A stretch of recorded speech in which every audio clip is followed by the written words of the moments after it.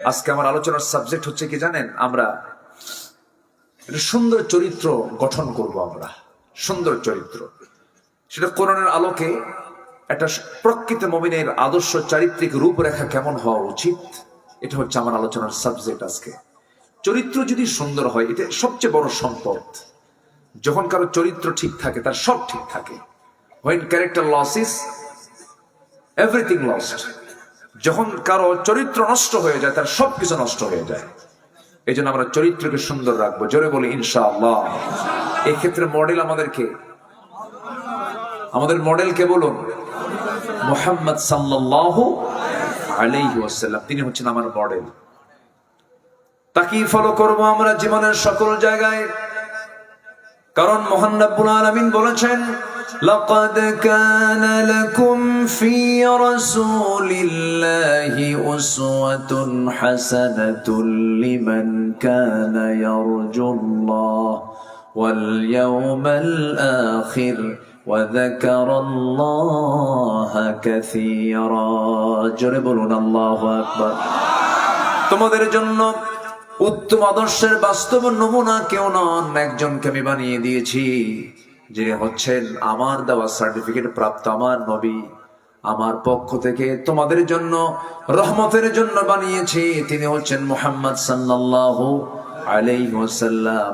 আমার আল্লাহ তার নিজের পরিচয় দিয়েছেন, সবাই ঠোঁট মিলিয়ে বলুন আলহামদুলিল্লাহি রাব্বিল আলামিন।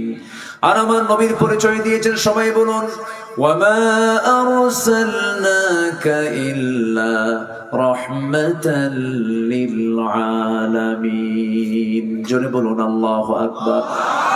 আমার নবীকে আল্লাহ তাআলা নিজেই কখনো নাম ধরে ডাক দেন নাই। কি সম্মান আল্লাহ পাক আমার রাসূলকে দান করেছেন।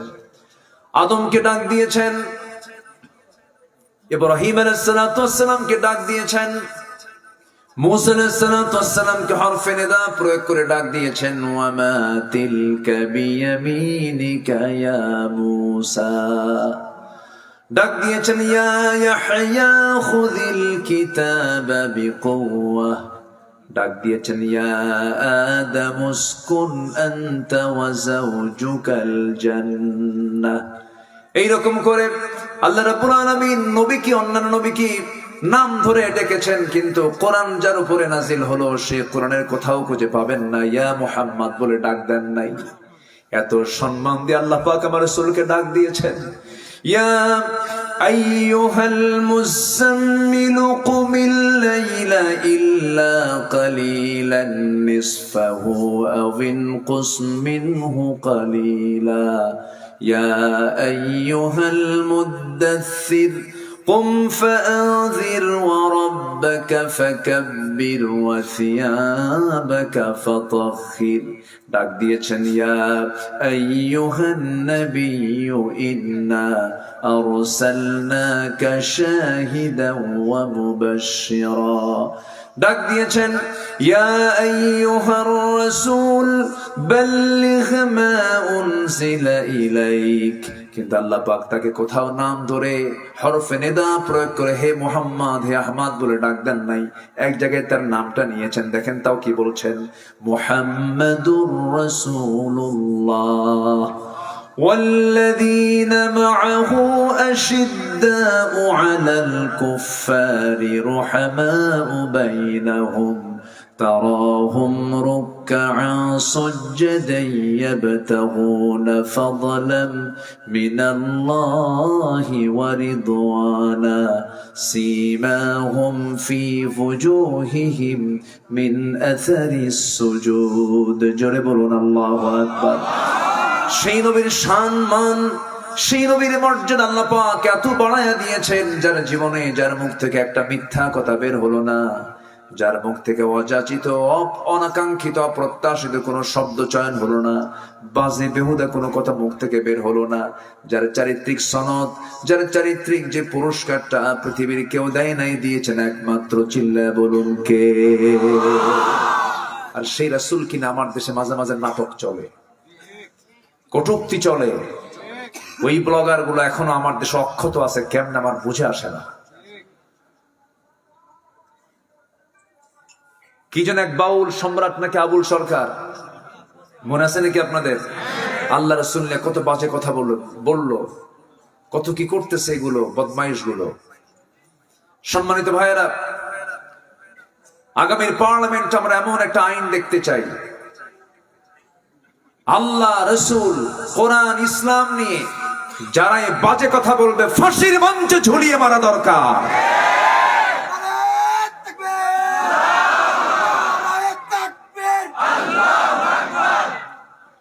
এমন একটা আইন যদি পাশ হয়ে যায়, কোন কুলাঙ্গার আর বাজে কথা বলার সাহস পাবে না। নাই তো আইন তো নাই। এদেশে মন্ত্রীকে গালি দিলে জেল হয়, রসুলকে গালি দিয়ে বুদ্ধিজীবী হয়। সম্মানিত ভাইয়েরা, আমার দেশে কিছু দালাল আছে না নাই বলেন তো? আছে না নাই? গতকালকে দালালদের কিছু পত্রিকা পড়ছে মনে হয় না? বদমাইশ। আমরা পোড়াপোড়ি পছন্দ করি না, ঠিক আছে, কিন্তু বাংলার স্বাধীনতা নিয়ে, এই দেশের স্বাধীনতা নিয়ে কোন ষড়যন্ত্র করলে কোনো ছাড় দেওয়া হবে না, ঠিক কিনা? ছাড় দেওয়া হবে না। শহীদ হাদির রক্তকে আমরা সম্মান করি। শোনেন, একটা কথা বলি, খুব ডিপ কথা। জীবন দেওয়া এত সহজ না। যত রক্ত লাগে দেব, প্রয়োজনে লোক পাঠাবো, আমি যাব না। এটা হচ্ছে অবস্থা। হাদির প্রত্যেকটা কথা, শরীফ ওসমান হাদির প্রত্যেকটা কথা দিলে আঘাত লাগার মতো কথা, দিলে একটা প্রভাব ফেলে, দিল থেকে এই কথাগুলো বের হয়। সে বিজয়ী, সে আমাদেরকে পরাজিত করে দুনিয়া থেকে বিদায় নিল। আল্লাহ তুমি তার কবরটাকে জান্নাতের নূর দিয়ে মুনাফার করে দাও। তার ছোট্ট সন্তানের জিম্মাদার তুমি আল্লাহ নিজে হয়ে যাও। যার যায় সে তো বোঝে, যার যায় সেই তো বোঝে। আপনি যাকে গুলি করে হত্যা করলেন, আপনাকে সন্ধ্যার পরে ওই যে লোকটাকে আপনি গুলি করেছেন তার আত্মীয় স্বজনদের, তার স্ত্রী পরিবার পরিজনের বাড়ির আশেপাশে একটু ঘোরাফেরা করেন, বুঝতে পারবেন একটা মানুষ মরে গেলে তার পরিবারের কত কষ্ট হয়। সম্মানিত ভাইয়েরা, এই পর্যন্ত যত প্রজন্ম আমাদের তরুণরা শাহাদত বরণ করেছে, প্রত্যেকটা হত্যার বিচার বাংলার জমিনে হতে হবে। হবে ইনশাআল্লাহ, ইনশাআল্লাহ বলুন। হবে, কিন্তু দরকার হলো আইনের শাসন। কিসের শাসন দরকার? আইন হবে কি দিয়া? আসতে বলবেন না, কি দিয়া? এটাই অনেকে মানতে চায় না, এটার উপর ঈমান আনে না। খালি কয় যে নামাজ রোজা মানবো, কিন্তু এই আইন এটা মানবো না। এরকম আছে কিনা বলেন? আচ্ছা, যারা বলবে আমি নামাজ মানবো আল্লাহর আইনে, সমাজ মানবো না আমি আল্লাহর আইনে, ওর ঈমান আছে না গেছে? ওর ঈমান আছে? সম্মানিত ভাইরা, আমি পাবনায় অনেক আগের থেকে আসি, খুব ভালো লাগে। আমাকে 10 বছর তো ফেরেশতারা আসতে দেয় নাই। ফেরেশতা কেন বললাম? ফেরেশতাও চোখে দেখা যায় না, এদেরকে চোখে দেখা যাচ্ছে না, তো সব নিখোঁজ হয়ে আছে, মনে হয় নাই ওরা। কি অহংকার, কি প্রাউড, কি না করলো ওরা। সবকিছু ধুলার সঙ্গে মিশিয়ে দিয়েছেন যিনি, তিনি আমার কে? আসতে বলবেন না, তিনি আমার কে? আল্লাহ আছেন না নাই? অহংকার ফেরাউন করেছিল, পানিতে চুবায় মারছেন। অহংকার নমরুদ করেছিল, পানিতে চুবায় মেরেছেন। অহংকার হাসিনা করেছিল, মামুনি দিল্লি পাঠায় দিয়েছেন। যা, চলে যা। এই লেডিস ফেরাউন। এটা ফেরাউন বেঁচে ছিল 1600 বছর, এরা ছিল 16 বছর। সংখ্যার মিল দেখছেন? চরিত্রের মিলও আছে। ফেরাউনের দোষ একটাই ছিল, সেটা হলো ক্ষমতা ছাড়বে না। এদেরও দোষ একটা কি ছিল? একদম সুপার গুলো আটা দিয়ে বসে গেছে। আল্লাহ শেষ করে দিয়েছেন, ইনিংস শেষ। এত সহজ না। অহংকার দিয়ে কখনো সিংহাসনকে টিকিয়ে রাখা যাবে না। অহংকার করা যাবে না। অহংকারকে চূর্ণ করে দিবেন মহান রব্বুল আলামিন। এই জন্য আমার বন্ধুগণ, যুগে যুগে জালিমরা টিকসই হতে পারে না, অহংকারীরা টিকসই হতে পারে নাই। এই জন্য আমার আপনার চরিত্র কি হওয়া দরকার? এক নাম্বার হলো দিলটা আল্লাহর ভয়ে প্রকম্পিত রাখা দরকার। আমার দিলটা ভয় পাবে কার ভয়ে? আসতে বলবেন না, কার ভয়ে? একটা হারাম কাজ করতে গেলেই ভয়ে কেঁপে উঠবো, আমাকে কে দেখছেন, আমাকে কে শুনছেন, এইরকম একটা প্রকম্পন ভাব থাকতে হবে দিলের ভিতরে। একজন ইমানদারের এক নাম্বার চরিত্র হবে তার দিলটা আল্লাহর ভয়ে কাঁপবে। কোন হারাম কাজ করতে গেলে সে বাধাগ্রস্ত হয়ে যাবে, না না এই কাজটা করা যাবে না, অপকর্মের সঙ্গে আমি সম্পর্ক রাখলে আল্লাহ পাক আমাকে গ্রেফতার করবেন, ধরে ফেলবেন। আল্লাহ রাব্বুল আলামিন বলেন, ইন্নামাল মুমিনুনা আল্লাযীনা ইযা যুকিরাল্লাহু ওয়াজিলাত কুলুবুহুম ওয়া ইযা তুলিয়াত আলাইহিম আয়াতুহু زادتهم إيمانا وعلى ربهم يتوكلون জোরে বলুন আল্লাহু আকবার। সূরাতুল আনফাল আয়াত নাম্বার 2। প্রকৃত মুমিন তো তারাই যাদের মধ্যে তিনটা গুণ থাকবে। নাম্বার 1 হলো যখন আল্লাহকে স্মরণ করা হবে তখন তার দিলটা আল্লাহর ভয়ে কম্পমান হবে, কাঁপে উঠবে। আহারে আল্লাহ আমার আছেন, আল্লাহ আমাকে দেখছেন, আল্লাহ আমাকে শুনছেন। আমার বন্ধুগণ, আল্লাহকে যদি সাক্ষী বানায় ফেলি, সেই বান্দার দ্বারা কোনো হারাম কাজ কি করা যাবে নাকি? সে করতে পারবে নাকি? নিজের বইয়ের দিকে তাকালে সওয়াব না গুনাহ? অন্যের বইয়ের দিকে তাকালে কি হয়? হ্যাঁ, গুনাহ হয় কিনা বলেন? গুনাহ হয়। নিজ স্ত্রীর দিকে তাকাবো, সবে ভরপুর হয়ে যাবে আমার আমল নামায়। মুস্কি হাসি দেব, তার সঙ্গে অভিনয় করবো, খেলবো, হাসবো, তার সঙ্গে সময় দেব, সওয়াব পেয়ে যাব। কিন্তু এই একই চিত্র যদি অন্যের বইয়ের সঙ্গে করে, অন্য মহিলার সঙ্গে যদি করা হয়, তখন সওয়াব না গুনাহ? গুনাহ হয়ে যাবে। সেই সময় আমার আল্লাহর ভয় যদি থেকে থাকে, সেই সময় চট করে কোনো মহিলার দিকে নজর চলে গেছে, চট করে আমি আমার চক্ষুটা ফিরায় নেব, কার ভয়ে? আসতে বলবেন না, কার ভয়ে? মানুষ ভালো হবে কার ভয়ে? না প্রশাসনের ভয়ে? এই জন্য জাতির মধ্যে আগে দিতে হবে কিসের ভয়ের শিক্ষা? কোরআনের শিক্ষা দিতে হবে, আল্লাহর ভয়ের শিক্ষা দিতে হবে, কোরআন জানাতে হবে জাতিকে। দেখবেন সব ভালো হয়ে গেছে। আমার বন্ধুগণ, পরনারীর দিকে তাকালে গুনাহ হয়ে যাবে, তাকালে আমার জন্য চোখের জেনা হয়ে যাবে। এই চিন্তা তখনই বান্দার মধ্যে আসবে যখন বান্দার মধ্যে আল্লাহর ভয়টা জাগ্রত হয়ে যাবে। আল্লাহর নাম স্মরণ করলে তার দিলটা কাঁপবে। নাম্বার 2 হলো ওয়া ইযা তুলিয়াত আলাইহিম আয়াতুহু যাদাতুহুম ঈমানাও ওয়া আলা রাব্বিহিম ইয়াতাওয়াক্কালুন। যখন তার সামনে আল্লাহর কালাম তেলাওয়াত করা হয়, সেই সময় তার দিল, তার ঈমানটা শতগুণে বৃদ্ধি পেয়ে যায়। ঈমান বৃদ্ধির চার্জার হলো কোরআন। কোরআন দিয়ে দিন শুরু করবেন, মহা বরকতে ধন্য হব আমরা। দিন শুরু হবে কোরআন তেলাওয়াত দিয়া, দিন শুরু হবে ফজর নামাজ দিয়ে। আমি একটা প্রশ্ন করব আপনাকে, বলুন তো আমার দেশে কোন ওয়াক্তে সবচেয়ে কম মুসল্লি মসজিদে পাওয়া যায়? হ্যাঁ, পাবনাতে সমস্যা আছে? হ্যাঁ, সবচেয়ে মানুষ কোন ওয়াক্তে বাড়িতে বেশি অবস্থান করে? ফজরে। ফজরেই মানুষ বাড়িতে বেশি থাকে। আবার ফজরের সবচেয়ে কম মুসল্লি মসজিদে পাওয়া যায়। তাহলে বাড়ির এই সমস্ত লোকগুলো সব মেরাজে যায় নাকি? মেরাজে যায়। আজকে তো শুক্রবার চলে গেল, শুক্রবার না? শুক্রবার চলে গেল। কয়েক শুক্রবার আগে ঢাকাতে একটা চিত্রায়িত হয়েছিল। ঢাকায় তার পরিমাণটা বেশি ছিল, পাবনায় হয়তো বা কম ছিল। ভূমিকম্প হয়েছিল না?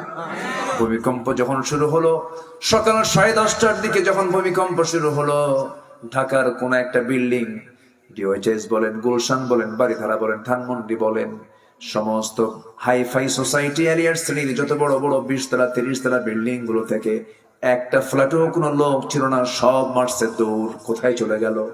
রাস্তায়। কোথায় কোথায় কোথায়? ভিআইপি হয়েছে রাস্তার ফকির। ভিআইপি কি হয়ে গেছে? রাস্তার ফকির বানায় সবগুলোকে বাড়ি থেকে বের করে দিলেন মহান রব্বুল আলামিন। একটা শুধু ঢেউ মেরেছেন, একটা শুধু ধাক্কা মেরে দিয়েছেন। ভূমিকম্পের একটা হালকা একটা ধাক্কা মারার সঙ্গে সঙ্গেই কোনো বিল্ডিং এ কোনো ফ্ল্যাটে মানুষ নাই, সবকে জুতা পায় না খালি পায়। শুধু ফকির না, বড় ফকির। কি ঠিক আছে? জুতাও পায় নাই, মনে হয় শার্ট প্যান্ট কোটটাই ছিল, তাও ছিল কি লুঙ্গি আর গেঞ্জি, ঘরের পোশাক। মা তার সন্তানকে তুই, আর সন্তান তার মাকে তুই, আর স্বামী তার বউকে রেখে, বউ তার স্বামীকে রেখে যেদিক থেকে চান্স পাইছে মারছে দূর। সব বাইরে গিয়ে দাঁড়ায় আছে কার ভয়ে? আল্লাহর ভয়ে না, আল্লাহর ভয়ে। আল্লাহর ভয়ে যদি বেরই হতো 10:30টায় বের হতো না, ফজরে বের হতো। কোন সময় বের হতো? ফজরে বের হয় নাই তো, এই জন্য আল্লাহ বের করে দিয়েছে। যা দেখ আমি কি না পারি। সবাইকে আমরা ফজরে বের হব, কোন দিকে যাব? বলেন কোন দিকে যাব? পৃথিবীর সেরা জায়গা কোনটা? সবচেয়ে প্রিয় জায়গা কোনটা?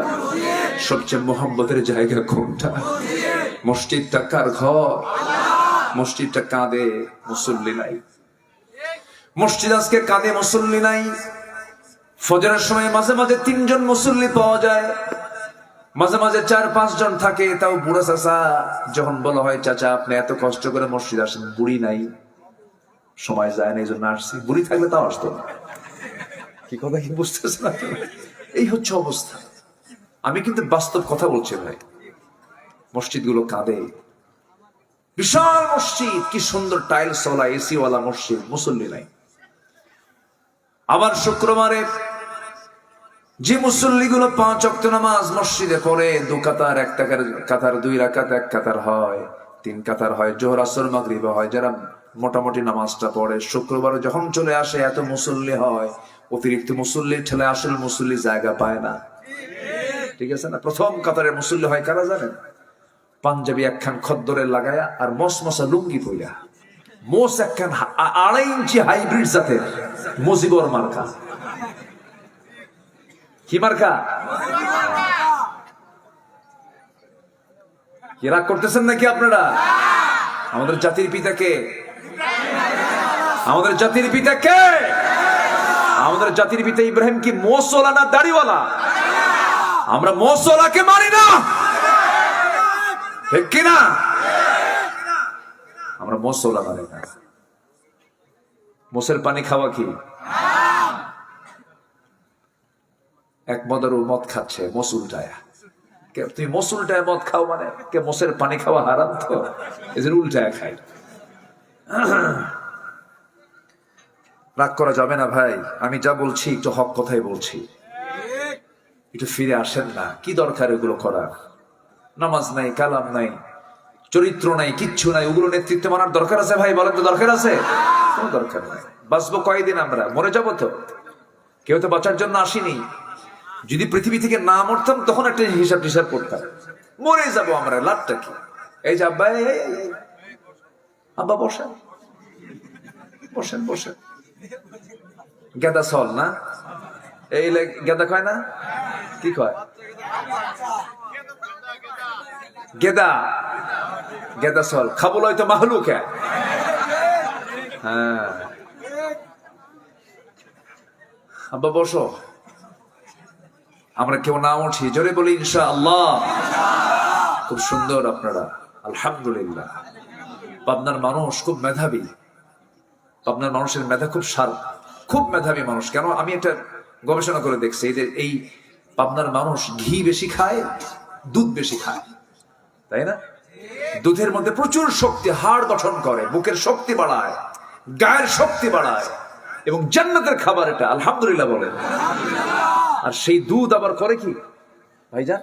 সে দুধ আবার 1 মণ দুধ, ওর মধ্যে 1 কেজি চাল দিয়ে জাল দিতে দিতে দিতে দিতে কমায়া পায়েস বানায় ফেলে, এত ঘন। ওই পায়েস যে পেটে হজম হয় ওটা হচ্ছে আন্তর্জাতিক পেট, ওটার নাম দিচ্ছি আমি আন্তর্জাতিক পেট, বুঝলেন?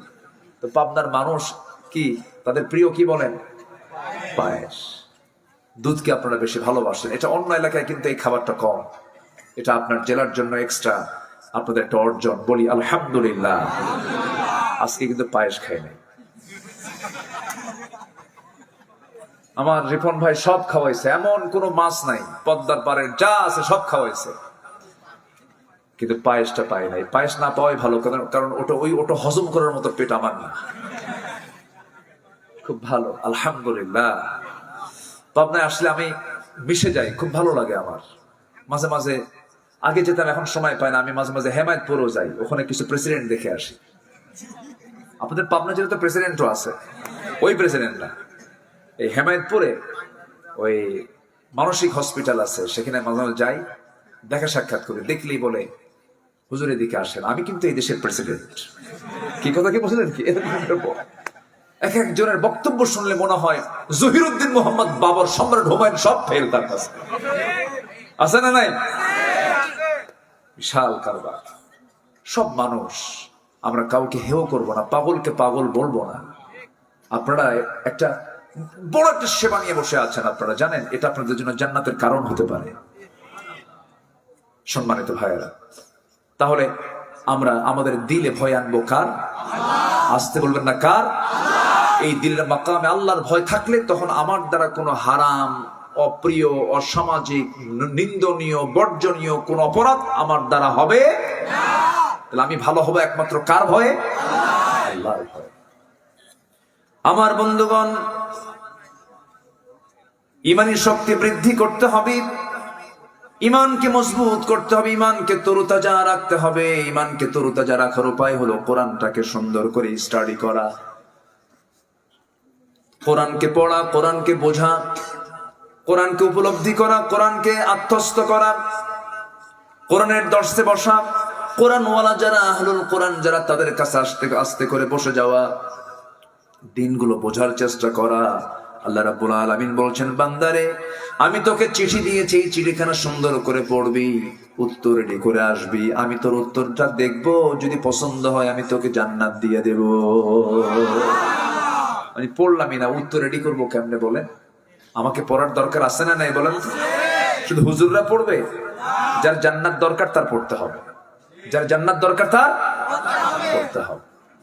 জান্নাত যার দরকার নাই, কোরআন পড়ার দরকার নাই। এই জন্য অবশ্যই সবার জন্য কোরআনটা জানা দরকার। আমার বন্ধুগণ, আর জীবনের সকল জায়গায় আমরা ভরসা করব কার উপরে বলেন? ওয়া আলা রাব্বিহিম ইয়াতাওয়াক্কালুন। আল্লাহর প্রতি যদি কমপ্লিট ভরসা কারো থাকে, সে কখনোই স্ট্রোক করবে না সহজে, তার হার্টের প্রবলেম কম হবে, ব্রেন প্রবলেম কম হবে, কারণ সে আস্থা রাখবে একমাত্র কার উপরে? আল্লাহ, তুমি ভরসা। এটা কিন্তু একটা প্রশান্তি, কিন্তু এটা প্রশান্তি না? বিশাল প্রশান্তি। আল্লাহ তোমারই ভরসা, আল্লাহ তোমার উপরই ভরসা করছে, যা হবে আল্লাহ তুমি করবা। দেখবেন আপনার হার্ট, আপনার ব্রেন অনেক হালকা হয়ে গেছে। আরে কি হবে, ওরে কি হলো রে, ও এরকম আছে না, এরকম আছে না, আছে না, এদিকে শীত হয়ে পড়ে গেছে। না, ঠান্ডা মাথায় সব ভরসা করবো কার উপরে? আল্লাহর উপরে। আল্লাহ রাব্বুল আলামিন এই দুনিয়াতে যত মানুষ পাঠিয়েছেন, সকল মানুষের মধ্যে সবচেয়ে বেশি বালা মুসিবত দিয়েছেন হলো নবীদের উপরে। আশাদ্দুন নাসি বালাউল আম্বিয়া ফাল আমসাল সুম্মাল আমসাল। আল্লাহ রাব্বুল আলামিন সকল পয়গম্বরকে বালা মুসিবত সবচেয়ে বেশি দিয়েছেন। ঈমান যার যত মজবুত, পরীক্ষা তার তত বেশি। আদম আলাইহিস সালাতু ওয়াস সালাম জান্নাতের মধ্যেই ছিলেন, কিন্তু শয়তান ওয়াসওয়াসা দিল, ফাওয়াসওয়াসা লাহুমা, জান্নাতে টিকতে পারলেন না। জান্নাত থেকে দুনিয়াতে আসলেন, দুনিয়াতে সেই বিশাল বড় মুসিবতে পড়ে গেলেন। দোয়া করলেন, যারা পারেন ঠোঁট মিলায়ে বলুন, রব্বানা যালামনা আনফুসানা ওয়া ইল্লাম তাগফির লানা ওয়া তারহামনা লানাকুনান্না মিনাল খাসিরিন। আইয়ুব আলাইহিস সালাতু ওয়াস সালাম বিপদে পড়ে গেলেন, রোগে পড়ে গেলেন। এমন রোগ হলো, পচা দুর্গন্ধ শরীর থেকে বের হতে থাকে, তাকে দেখার মতো কেউ নাই। এমন দুঃসময় তারা চলে গেল 18 বছর। কত বছর বলেন? 18 বছর। কোন একটা দিন তিনি আল্লাহর বিরুদ্ধে নাশকর আদায় করে কোন একটা শব্দ চয়ন করলেন না, একটাবারের জন্য তিনি মন খারাপ করলেন না। কিন্তু ঘাগুলো পচতে পচতে যখন পোকাগুলো তার জিহ্বা পর্যন্ত চলে যাচ্ছিল, কষ্ট হচ্ছে তার কথা বলতে, আল্লাহর নামের জিকির করতে, সেই সময় বলছেন, আল্লাহ তোমার নামের জিকির করে যে জিহবা দিয়ে সেই জিহবাটা আক্রান্ত হলো, আল্লাহ তুমি আমার জিহবায় কোনো রোগ দিও না। আল্লাহ বলছেন আইয়ুব রে, আমি তোমাকে পরীক্ষার মধ্যে ফেলেছিলাম, পরীক্ষা করে ফেলেছি, তুমি পাশ করেছো। তোমার হারানোর সমস্ত কিছু আমি আল্লাহ তোমার সব কিছু ফেরত দিয়ে দিলাম। যেরকম সুবহানাল্লাহ। ইউনূস আলাইহিস সালাতু ওয়াস সালাম আল্লাহ রাব্বুল আলামিন তাকে বড় বিপদে ফেলেছিলেন। এই বড় বিপদে পড়ার পরে একটা বারের জন্য তিনি আল্লাহকে বললেন না। সেই গহীন সেই মাছের পেটের মধ্যে তিনি পড়ে গেলেন, অন্ধকার থেকে অন্ধকার। মাছ এত গভীরে চলে গেল, দীর্ঘদিন পর্যন্ত সেই মাছের পেটে তিনি থাকলেন। আল্লাহর জিকির তিনি বলেন নাই। সবাই বলুন লা ইলাহা ইল্লা আনতা সুবহানাকা ইন্নী কুনতু মিনাজ জালিমিন। ইব্রাহিম আলাইহিস সালাতু ওয়াস সালাম এত বড় পরীক্ষায় পড়ে গেলেন। রাষ্ট্রযন্ত্র কর্তৃক চূড়ান্ত সিদ্ধান্ত হয়ে গেল আগুনে পুড়ে মারতে হবে। একটা বারের জন্য তিনি ঈমান হারা হলেন না, একটা বারের জন্য তিনি হতাশ হলেন না। আল্লাহ রাব্বুল আলামিন তার ঈমানকে এত সুন্দর করে পছন্দ করে দিলেন, পছন্দ করে নিলেন যে আগুনটা তার জন্য জান্নাতের টুকরা হয়ে গেল। যেরকম সুবহানাল্লাহ। সবচেয়ে বড় শক্তি হলো ঈমানের শক্তি। এই শক্তিটাকে বৃদ্ধি করব আমরা, এটাকে আমরা টিকে রাখার চেষ্টা করব। ঈমানটাকে কখনো নষ্ট করা যাবে না। ঈমানের কিন্তু ক্যান্সার আছে। ঈমানের ক্যান্সার আছে না নাই বলেন? ওযু ভঙ্গের কারণ আছে না নাই? ওযুর ফরজ কয়টা বলেন? কয়টা? আবার ওযু ভঙ্গের কারণও আছে না নাই বলেন? তেমনি ঈমান আমরা এনেছি, ঈমান ভঙ্গের কিন্তু কারণও আছে। ঈমান ভঙ্গ হয়ে যায়, ঈমান নষ্ট হয়ে যায়, ঈমান ক্যান্সার আক্রান্ত হয়ে যায়। কি কি কারণে ঈমান ক্যান্সার আক্রান্ত হয়? শর্ট করে বলছে, যদিও সাবজেক্ট আজকে এটা নয়। আমার বন্ধুগণ, ঈমানের ক্যান্সারের মধ্যে সবচেয়ে বড় ক্যান্সার হলো বান্দা যখন শিরকের দিকে চলে যায়, ঈমানের তখন ক্যান্সার হয়ে যায়। বান্দা আল্লাহর আইনকে বাদ দিয়ে যখন মানুষের আইনকে মানতে যায়, তখন সে শিরকের কাজ করে। এমন লোক আমার দেশে বুঝি নাই। আসতে বলবেন না, আছে না নাই? এই যে কোরআন দেখতে পাচ্ছেন, কোরআনটা কাগজের কিতাব। এই কোরআনের উপরে যদি রবি ঠাকুরের বই, শরৎচন্দ্র বঙ্কিমচন্দ্রের বই, অথবা আমাদের কবি নজরুলের বই, অথবা গোলাম মুস্তফার বই যদি এর উপরে যদি রেখে দেয় কেউ, আপনি কি মানবেন নাকি? মানবেন না, বলবেন না না যত বড় দামি কিতাব হোক না কেন, কোরআন তো আল্লাহর বাণী, সবার উপরে থাকবে, নিচে সব রাখো। যেমন কোরআনের উপরে পৃথিবীর কোন বই যেমন মানানসই নয়, বেমানান আমরা নিচে রাখতে বাধ্য হই, নিচে রেখে দেই, কোরআনটাকে উপরে রাখি। আমার বন্ধুগণ, ঠিক তেমনি আমি একটা প্রশ্ন করবো, বলুন তো, আইন দুইটা আইন, একটা হচ্ছে আল্লাহর আইন, আর একটা হচ্ছে মানুষের আইন। পৃথিবীতে একটা হচ্ছে আল্লাহ কার আইন বলেন, কার আইন? আর একটা কার আইন বলেন? মানুষের আইন। আমার দেশে চলছে কার আইন বলেন? বলেন কি কার আইন? মানুষের আইনটা চলা মানে কি উপরে থাকা, আর কোরআন আইনটা থাকা না থাকা মানে কি? কোরআন কি কোথায় থাকা? নিচে থাকা। আল্লাহর আইন নিচে থাকবে, মানুষের আইন উপরে থাকবে। আর আমি ইমানের ঢেকুশ কাটবো, আমি ইমানদার, ইমানের দাবিদার হব, এমনটা কেমন করে হয়? এটা বেমানান হয়ে যায়। আমার আপনার দায়িত্ব হলো সকল বিধানকে পরাজিত করে আল্লাহর বিধানকে তার উপরে বিজয়ী করা। এই দায়িত্ব আমাদের আছে না নাই? সব বিধান দেখা শেষ করেছি। সমাজতন্ত্র ব্যর্থ, পুঁজিবাদ ব্যর্থ, জাতীয়তাবাদ ব্যর্থ, সেকুলারিজম ব্যর্থ, কমিউনিজম ব্যর্থ, সব ব্যর্থ। সফল একমাত্র কোরআন, কোরআন, কোরআন। ঠিক কিনা?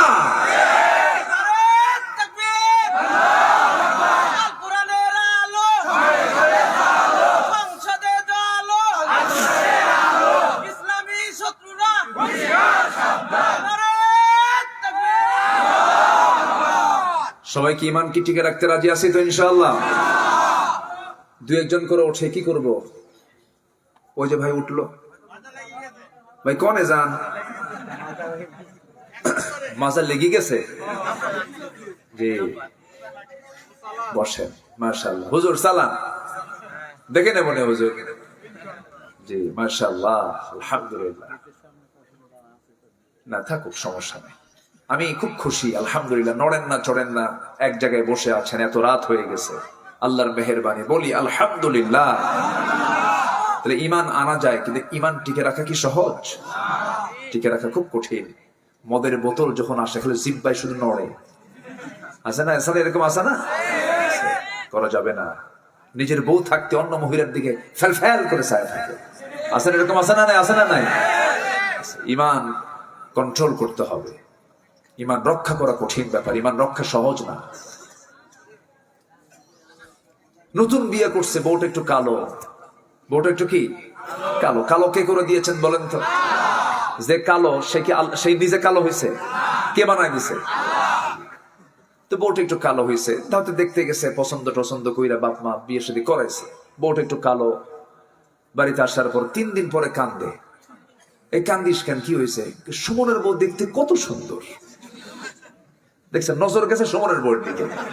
তাহলে অন্যের বউয়ের দিকে নজর গেলে কি নিজের বউ কখনো সুন্দর থাকে? ও সুমনকেও থাকলে আবার মন খারাপ করলেন না, মুরব্বী বলতেছে। ওয়াজকে শুধু আমি পারি? দেখেন উনি আবার ওটা বুক ধরে দিচ্ছে, কিন্তু আবার যে এরকম সুমন নামে যেন কেউ মাইন্ড না করে আবার। জি, তাহলে আমাদের অবশ্যই ইমানের হেফাজত করার দরকার আছে না নাই বলেন তো? ইমানকে আমরা কন্ট্রোল করব, জোরে বলি ইনশাআল্লাহ। ইমান শুধু ধাক্কা মারে, শয়তান ইমানের কি ইমানে এসে কি করে? ধাক্কা মারে, নিয়ে যায় একদিকে, চলে যা এইদিকে চলে যা। আমার বন্ধুগণ, আমার দেশের মানুষ ইমান কি সস্তা দামেও বিক্রি করে দেয়। অনেক সময় নির্বাচন চলে আসে, এসে বলে ভাই একটু দেখো, আমি তোমাকে একটা প্যাকেট দিয়ে দিলাম, বিড়ির প্যাকেট দিলাম, সামান্য বিড়ির প্যাকেটে ইমান বিক্রি করে শেষ। আছে কিনা? আছে কিনা? আছে কিনা? ধরেন একটা চেয়ার, ক্ষমতার চেয়ার এটা, এই চেয়ারে বসে বিচার করবে, এই চেয়ারে বসে আইন পাশ করবে, এই চেয়ারে বসে বান্দার মাঝে বিচার ফয়সালা করবে। বলুন তো, এই চেয়ারে একটা চোর বসা দরকার না ভালো মানুষ বসা দরকার? ভালো মানুষ। এখানে হক হলো কোন লোকের বসা বলেন? ভালো মানুষের বসা। এটা হচ্ছে হক তার, এটা কি হক। দুইজন মানুষ সামনে আপনি দেখতে পেলেন, একজন চোর, একজন ভালো মানুষ। আপনার কাছে বড় একটা আমানত চলে আসলো, তুমি কাকে পছন্দ করো তুমি দেখে নাও। এখন আপনি যদি চোরকে পছন্দ করেন, চোর নির্বাচিত হলো, ওই চোর চুরি করবে, গুনাহ আপনার আমলনামায় জমা হবে। তাহলে কি চিন্তার বিষয় আছে কিনা বলেন? চিন্তার বিষয় আছে।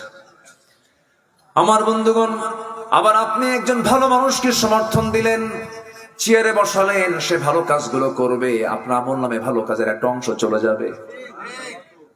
আমার বন্ধুগণ, এই জন্য আমার বন্ধুগণ, কোন কাজ ইবাদতের বাইরে নয়, সব কাজের মধ্যে ইবাদত আছে না নাই বলেন? ইবাদত আছে। ইমানকে আমরা হেফাজত করব, ইমান নিয়ে আমরা বাঁচতে হবে, আমাদের ইমান টিকে রাখতে হবে। একজন সাহাবীর কথা মনে হয়ে গেল, মক্কা মদিনার ঠিক মাঝখান বরাবর বাড়ি, নাম তার আব্দুল্লাহ। খুব দামি সাহাবী ছিলেন, অত্যন্ত কষ্ট করে দিন গ্রহণ করেছেন, ইমান এনেছিলেন। বাপটা মারা গেছে জন্মের পূর্বেই, চাচার কাছে মানুষ হয়েছেন। সে আব্দুল্লাহ নবীর দাওয়াত যখন পেলেন, কালিমা গ্রহণ করলেন, দিন গ্রহণ করলেন। দিন গ্রহণ করার পরে চাচার কানে সংবাদ চলে গেছে। চাচা একদিন ডাক দিয়ে বলছে, ভাতিজা শুনলাম তুমি নাকি কালেমা পড়েছ, কতটুকু সত্য কথা? সঙ্গে সঙ্গে আব্দুল্লাহ বলছেন, চাচা আপনি শুনবেন কেন?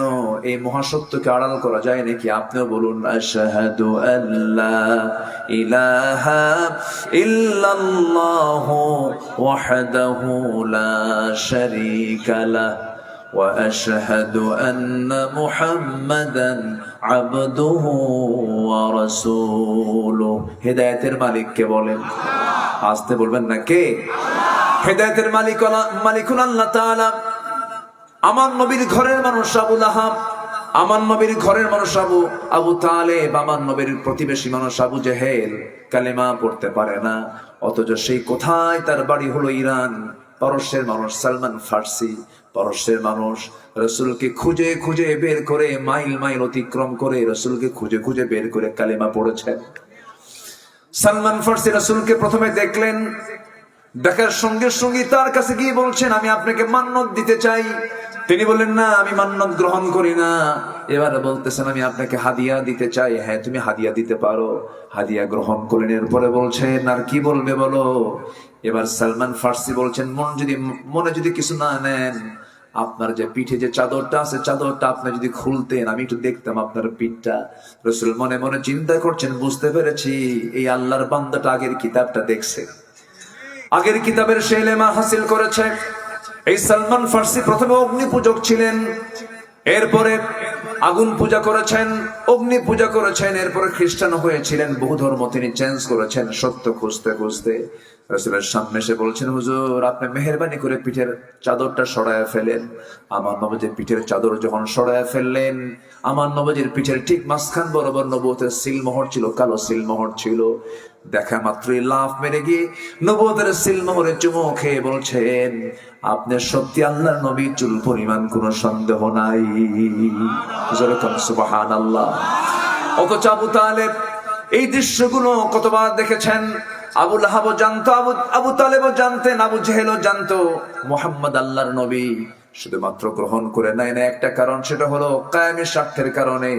আমার বাপ দাদা করে গেছে, সামাজিক বিষয়, এটা কেমন করে ছাড়ি, এটা কেমন করে বাদ দেই, এরকম বাধার সম্মুখীন হওয়া মানুষ এখনো দুনিয়াতে আছে না নাই? আমার বাপ চোর, আমি না চুরি না করে থাকতে পারি, এরকম আছে না নাই? এরকম হওয়া যাবে না। ইমানের কাছে কোনো আপোষ নাই, ইমান তিমানের জায়গায় রাখতে হবে। সে আব্দুল্লাহ কালিমা গ্রহণ করলেন। চাচা বলে ফেলতেছে, ভাতিজা আব্দুল্লাহ, তুমি যদি দিন না ছাড়ো তুমি কি জানো তোমার কি হতে পারে? চাচা কি করবেন বলেন। এবার বলছে, তোমার সমস্ত সম্পত্তি গুলো লোকজনদেরকে ডাক দিয়ে তোমার কাছ থেকে জোর করে নিয়ে নেব আমি।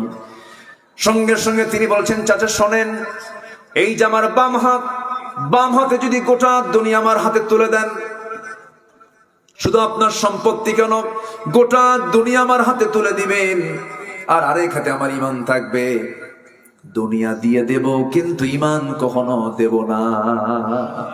জোরে বলেন সুবহানাল্লাহ। চাচার মুখে মাটি পড়ে গেল, অপমান বোধ হলো তার। থাপ্পড় মেরে ভাতিজাকে জমিনে ফেলে দিয়া সবাই মিলে মারতে রক্তাক্ত করে ফেলে জমিনে ফেলে দিয়া গায়ের জামা টেনে ছিঁড়ে পরনের লুঙ্গিটা পর্যন্ত খুলে ফেলে তাকে উলঙ্গ করে ঘর থেকে বের করে দেওয়া হলো। আব্দুল্লাহ ঘর থেকে বের হয়ে রক্তাক্ত চেহারা নিয়ে, উলঙ্গ দেহ নিয়া মার দরজার কাছে গিয়ে বলছে, মা দরজা খোলো। মা দরজা খোলা মাত্রই অবাক হয়ে তাকিয়ে আছে। এবার বলছে, মা আমার দিকে তাকায়ও না, আমার চাচা আমাকে উলঙ্গ করে ঘর থেকে বের করে দিয়েছে। দেখো তো ঘরের মধ্যে কোনো কিছু আছে নাকি? ঘরের মধ্যে একটা চাদর পাওয়া গেল, সেই চাদর দিয়ে তার কোনো মতো সতরটা ঢাকলো। এবার তিনি বলছেন, মা আমি তোমাকে খুব ভালোবাসি, কিন্তু আমার নবীর চাইতে বেশি নয়, আমি আমার নবীকে বেশি ভালোবাসি। মা আমার জন্য দোয়া করো, পৃথিবীর কোন দরবার আমার পছন্দ হয় না, আমি আমার নবীর দরবারের দিকে রওনা দিয়ে দিলাম। সব কিছু ছেড়ে দিয়া, দুনিয়ার সব কিছুর মায়া, সম্পত্তির মায়া, সব কিছুর মায়া ছেড়ে দিয়া নবীর দরবারের দিকে রওনা দিলেন। নবীর দরবারে পৌঁছে গেলেন। নবীর দরবারে যখন পৌঁছে গেছেন, শীতকাল, আরবে 2 মাস শীত থাকে। ওই শীতের ভিতরে চলে গেছেন নবীর দরবারে। নবীর দরজার কাছে গিয়ে নক করেছেন। আমার নবীজি দরজা খুললেন।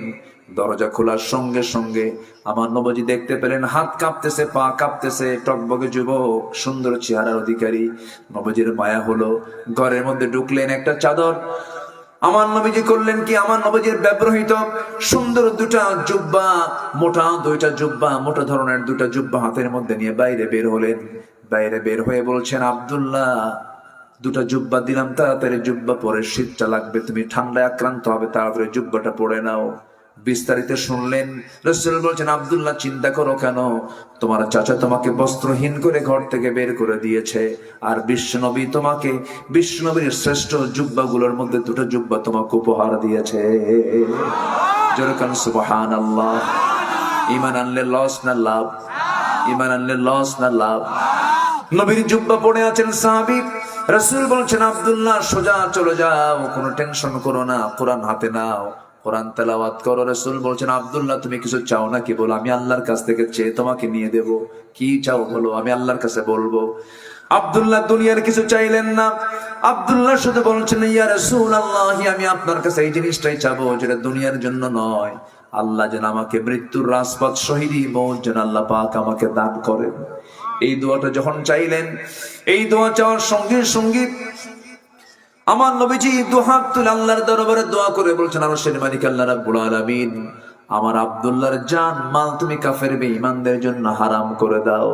এই দোয়া করার সঙ্গে সঙ্গে আব্দুল্লাহর মন খারাপ। রাসূল বলেছেন, আব্দুল্লাহ তোমার জন্য দোয়া করলাম, তোমার মন খারাপ কেন? আব্দুল্লাহ বলছেন, ইয়া রাসূলুল্লাহ, আপনি আমার জন্য এমন দোয়া করেছেন, কাফের বেঈমানরা আমাকে মারতে পারবে না, রক্তাক্ত করতে পারবে না, আমি শহীদ হবো কেমন? আমি তো শহীদ হতে পারবো না। রাসূল বলছেন, আব্দুল্লাহ রে, টেনশন করো কেন? ওয়াইম্মা তাআলা ফিরাশিহি, যদি তোমার মধ্যে যদি শহীদ হওয়ার চেতনা লালন হয়ে থাকে, বিছানায় যদি মর, আল্লাহ পাক তোমাকে শহীদের দরজা দিয়ে দিবে। যেরকম সুবহানাল্লাহ। যুদ্ধে রক্তাক্ত হয়ে শহীদ হওয়া তকদিরের ব্যাপার। একটা সাহাবীর কথা আমার বারবার মনে পড়ে, খালিদ বিন ওয়ালিদ রাদিয়াল্লাহু তাআলা আনহু 250 যুদ্ধ করেছেন। কত? 250 যুদ্ধ করার পরও তিনি বিছানায় কাতরাতে কাতরাতে দুনিয়া থেকে বিদায় নিয়েছেন। যেদিন তার মৃত্যুর সময় চলে আসছে, অত্যন্ত মন খারাপ তার। ওমর ফারুক তাকে দেখতে গেছেন। দেখতে যাওয়ার পর তার চোখ বেয়ে টপ টপ করে পানি পড়ছে। ওমর ফারুক বলছেন, খালিদ তুমি কান্দো কেন? আমি মনে হয় তোমাকে কষ্ট দিয়েছি। মানে ওমর ফারুক একবার তাকে সেনাপতির পদ থেকে তাকে সৈনিক বানায় দিয়েছিলেন। মানুষের ধারণা হলো খালিদ যে যুদ্ধে যায় সেই যুদ্ধে মুসলমানদের বিজয় হয়, খালিদ মানে বিজয়, শিরকের গন্ধ। এই জন্য ওমর ফারুক করলেন কি, সেনাপতির পদ থেকে তাকে সৈনিক বানায় দিয়েছিলেন। সেই দিন দেখতে গিয়ে বলছেন, তোমার চোখে পানি কেন? খালিদ আমাকে মাফ করে দিও, তুমি আমার পরে মন খারাপ করেছো কেন? না, আমি আপনার পরে মনক্ষুণ্ণ হই নাই, আপনি আমিরুল মুমিনিন, খলিফাতুল মুসলিমিন, কিন্তু আমার বড় দুঃখ, বড় আফসোস। 250 যুদ্ধ করলাম, কত বন্ধু আমি হারালাম, কত বন্ধু একটা যুদ্ধে গিয়ে শহীদ হয়ে জান্নাতে চলে গেল। আর আজ পর্যন্ত এত যুদ্ধ করার পরও আমার গায়ের একটা ফোঁটা রক্ত জমিনে ঝরল না, আমি শহীদ হতে পারলাম না, শহীদের মর্যাদা পেলাম না। ওমর ফারুক বলছেন, খালিদ মন খারাপ করো কেন? ওয়া ইম্মা তাআলা ফিরাশিহি, রাসূল বলেছেন, যদি কারো মৃত্যু যদি বিছানা হয়, শহীদের তামান্না যদি হৃদয়ে লালন হয়, আল্লাহ রাব্বুল আলামিন তাকে শহীদের দরজা তার আমলনামায় দিয়ে দেন। যেরকম সুবহানাল্লাহ। রাসূল বলেছেন, আব্দুল্লাহ মন খারাপ করো না, যাও। বেশ কিছুদিন পরে যুদ্ধের ডাক চলে এলো। আমার নবীজি যুদ্ধের ময়দানে রওনা দিবেন। বললেন, আব্দুল্লাহ কোথায়? লাব্বাইকা ইয়া রাসূলুল্লাহ, আমি আছি, চলো যুদ্ধে যাই। যুদ্ধে চলে গেলেন। যুদ্ধ শেষ হলো, আমার নবীজি আবার মদিনার দিকে ফিরে আসবেন। ফেরার পথে হঠাৎ করে নবীর কানে সংবাদ গেল, হুজুর আপনার প্রাণপ্রিয় সাহাবী আব্দুল্লাহ মারাত্মক অসুস্থ। আমার নবীজি অবাক হয়ে গিয়ে আশ্চর্য হলেন, একটু টেনশনে পড়ে গেলেন। বললেন, ভালো করে চিকিৎসা করো, ভালো করে সেবা দাও। 3 দিন পরে সংবাদ চলে এলো, হুজুর আব্দুল্লাহ নাই, আব্দুল্লাহ মারা গেছে। আমার নবীজির চক্ষু বেয়ে বেয়ে টপ টপ করে পানি পড়া শুরু করলো। নবীজির মধ্যে মায়া সবচাইতে কম না সবচাইতে বেশি? আমার নবীজি খুব নরম ছিলেন, খুব নরম প্রকৃতির ছিলেন। আমার নবীজির চোখ বেয়ে বেয়ে সবসময় পানি পড়তো, আবার মুস্কি মুস্কি হাসি মারতেন। আমার নবীজি এবার করলেন কি, এবার বলছেন, ও সাহাবীর, আমার আব্দুল্লাহর জানাজার আয়োজন করো, কাফনের কাপড় পরায় দাও। আমি কাউকে দিয়ে জানাজা পড়াবো না, আমি আব্দুল্লাহর জানাজা নিজে নিজে পড়াবো, আমি নিজে ইমাম হয়ে যাব। আমার আব্দুল্লাহকে রেডি করো। জানাজার জন্য প্রস্তুত হয়ে গেল। আমার রাসূল সামনের কাতারে দাঁড়ালেন, জানাজা সম্পূর্ণ করলেন। জানাজা সম্পূর্ণ করার পর এবার বলছেন, সাহাবীরা, আমার কলিজার টুকরা আব্দুল্লাহর কবর তোমরা কোথায় খনন করেছো? হুজুর, ওই 2 পাহাড়ের ঠিক মাঝখান বরাবর। রাসূল বললেন, আমাকে নিয়ে চলো, আমি যাব। আমার নবী পায়ে হেঁটে হেঁটে কবরের সামনে গিয়ে দাঁড়ায় বলছেন, সাহাবীরা, আমার আব্দুল্লাহর কবরে আজকে আমি কাউকে নামতে দেব না, আমি রাসূল নিজে কবরে নামবো। আমার রাসূল বিশ্ব নবী দেখেন নিজে কবরের মাটিতে নামলেন। নামার পর এবার বলছেন, আবু বকর আমার ডানে নামো, ওমর আমার বামে নামো। এই 3 জন ব্যক্তি এখনো কিন্তু কবরে এক জায়গায় শুয়ে আছেন। সুবহানাল্লাহ। রাসূল বলছেন, আবু বকর তুমি আমার ডানে নামো, ওমর তুমি আমার বামে নামো। এবার আমার নবীজি 2 হাত বাড়াইয়া দিলেন। 2 হাত বাড়ায় দিয়ে বলছেন, সাহাবীরা, আমার কলিজার টুকরা আব্দুল্লাহকে আমার হাতে তুলে দাও। যখন হাতে তুলে দেওয়া হলো, এবার বলছেন, আবু বকর মাথাটা ধরো, ওমর পাটা ধরো।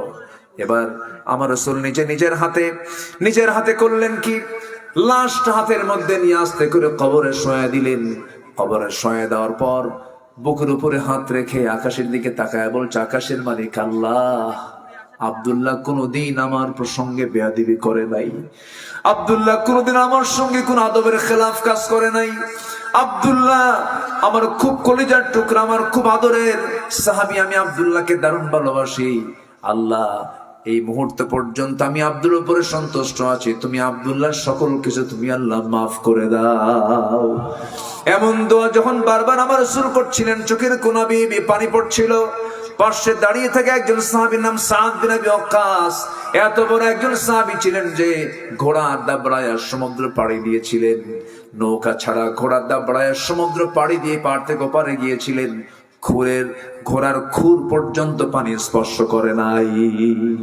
সেই সাদ বিন আবি ওয়াক্কাস রাদিয়াল্লাহু তাআলা আনহু আফসোস করে কাঁদতেছেন আর বলছেন, আরে আজকে জীবন্ত সাদ না হয়ে যদি ওই কবরের বাসিন্দা হতাম, কপালটা খুলে যেত। কারণ ওই বাসিন্দাকে, ওই কবরের বাসিন্দাকে বিদায় করার জন্য পৃথিবীর সেরা সেরা 3 জন মানুষ কবরে নেমে যায়। জোরে কোন সুবহানাল্লাহ। আমার বন্ধুগণ, ইমান টিকে রাখার দরকার আছে না নাই বলেন? ইমান আমরা টিকে রাখবো। ফজর পড়বো, আমরা আসর পড়বো, জোহর পড়বো, মাগরিব পড়বো, এশা পড়বো। কারা কারা হাত তোলেন? জোরে বলি ইয়া আল্লাহ, আরো জোরে ইয়া আল্লাহ। আমাদেরকে ফজর, জোহর, আসর, মাগরিব, এশা 5 ওয়াক্ত সালাত আদায় করা তৌফিক তুমি আল্লাহ দিয়া দাও। জোরে বলি আমিন, আরো জোরে আমিন। কোরআনের আলোকে প্রকৃত মুমিনের আদর্শ চারিত্রিক রূপরেখা। নাম্বার 1, আল্লাহর স্মরণে অন্তরের প্রকম্পন এবং ইমানের শক্তি বৃদ্ধি। 1 চলে গেল। 8টা পয়েন্টের কেবল 1 বললাম, আরো আছে কয়টা? শুনতে রাজি আছেন তো? 2-1 করে কিন্তু যাচ্ছেন। আমি না বলবো না, কারণ অনেক রাত হয়েছে। যখন আমরা চূড়ান্তের সময় বলতে তখন কি বলি? 12টা বাজে। সেই 12টা বেজে গেছে কিন্তু, হ্যাঁ না বাজে? কোনো সমস্যা নাই? জোরে বলি ইনশাআল্লাহ। দেখি মেশিন কতক্ষণ চলে, দেখা যাক। আল্লাহ কবুল করুন। জোরে বলি আমিন। সবার বাড়িতে মা বোন আছে? আছে কিনা বলেন? আছে। পর্দায় থাকার দরকার আছে না নাই? আচ্ছা, পর্দা করা কি এখানেও আছে মা বোনরা? মাশাআল্লাহ, অনেক মা বোন আসছে। জি, মা বোনরা তো মাহফিলও আসে, আবার মার্কেটও যায়।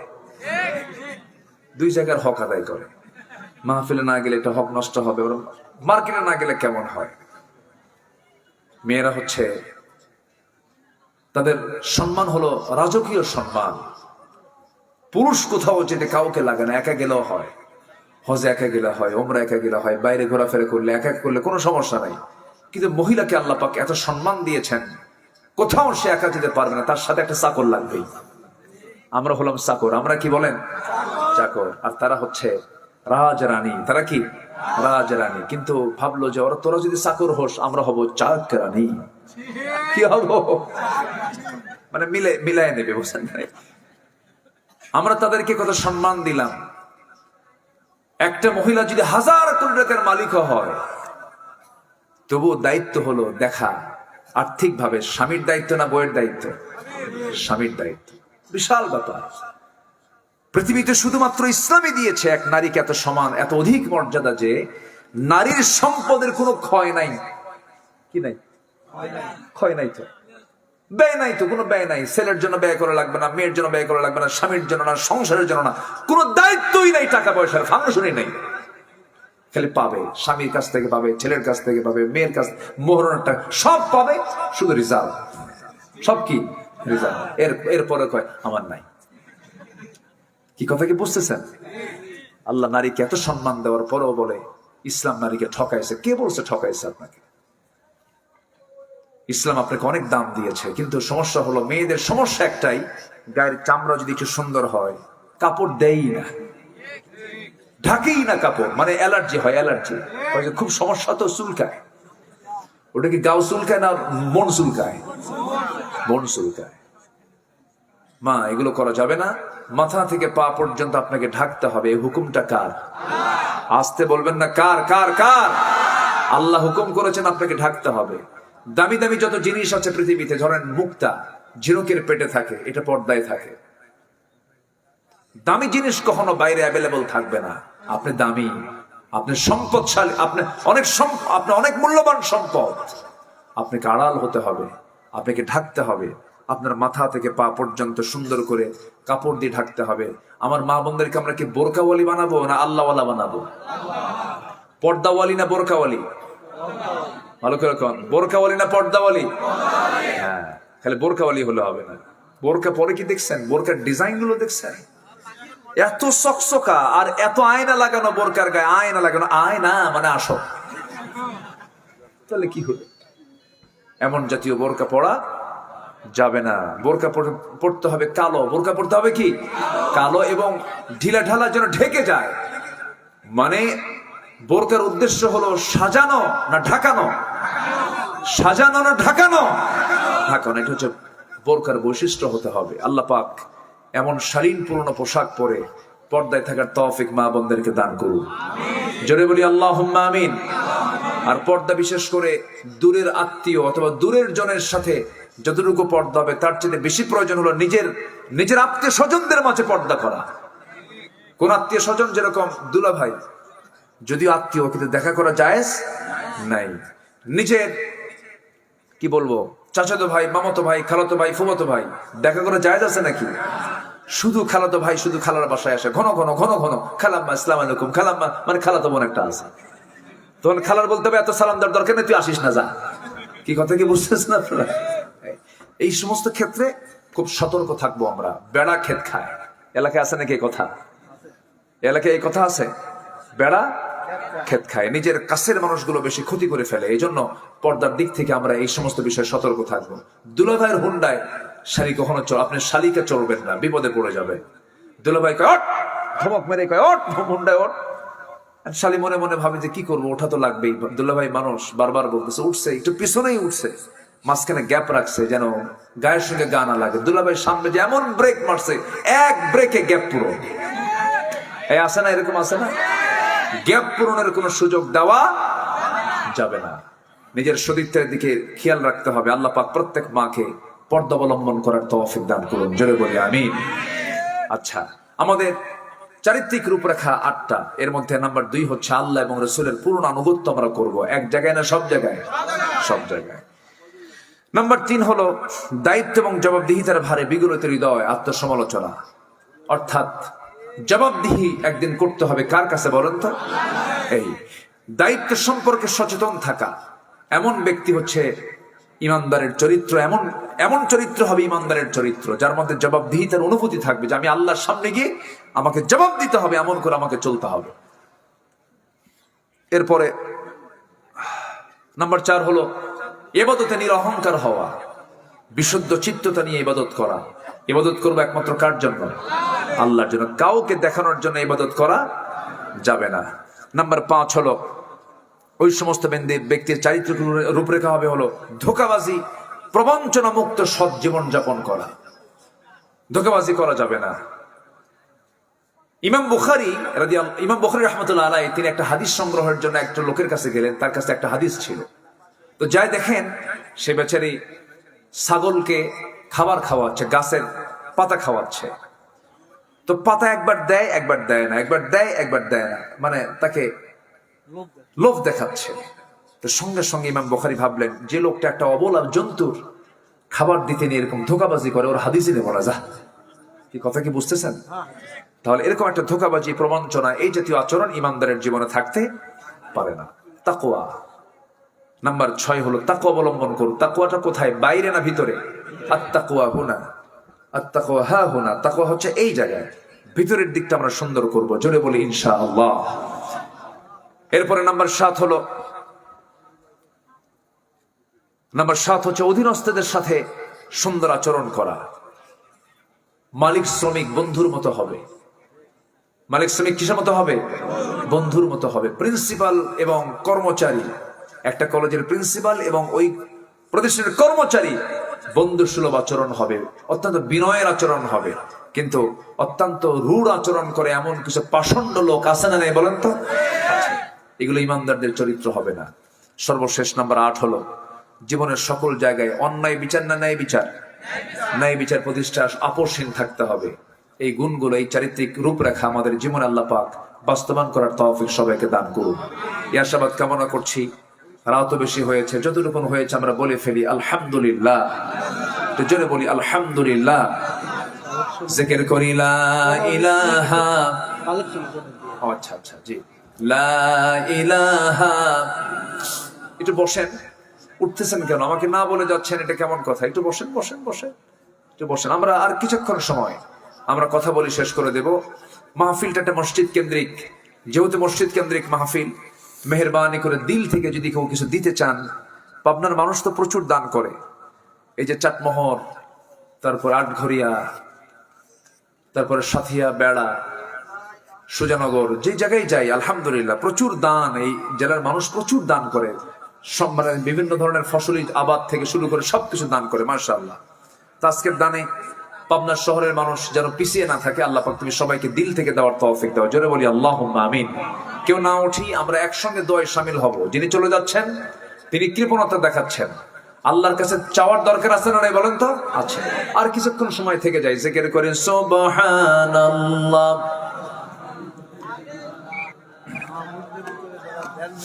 আমার মা বোনদের ভিতর থেকে যারা দেন নাই, মেহেরবানি করে দিলটা নরম করে আমরা যে যা পারি আমরা দেবো ইনশাআল্লাহ। জিকির করেন সুবহানাল্লাহ।